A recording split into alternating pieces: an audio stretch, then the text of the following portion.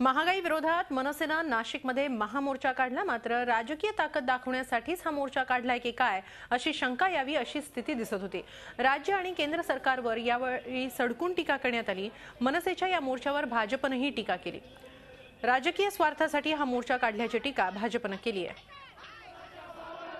डाळीचे सुद्धा भाव कमी करण्याचा काल त्यांनी असा ट्रायल दाखवली का दिवाळीमध्ये लोक आपल्यावर खुश होतील, पण तसं काही होणार नाही। जो काही लपून ठेवलेली डाळ किंवा पहिल्या टाइमात विकत घेतलेली डाळ हे जे व्यापारी लोक देणार नाही आणि सरकारने तर 100 रुपये डाळ चालू केलेली आहे।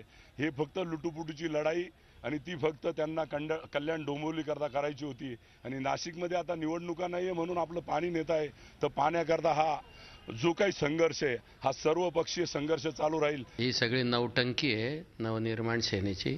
कल्याण डोंबिवली महानगरपालिकेमध्ये त्यांना जे अपयश मिळालं, नाशिकच्या प्रगतीचा आलेखाचा डांगोरा तिथे पिटला, पण तरी लोकांनी झिडकारलं त्यांना आणि त्यामुळे एक नवीन विषय घेऊन त्यांनी नवटंकी चालू केलेली आहे। झी 24 तास रहा एक पाऊल पुढे।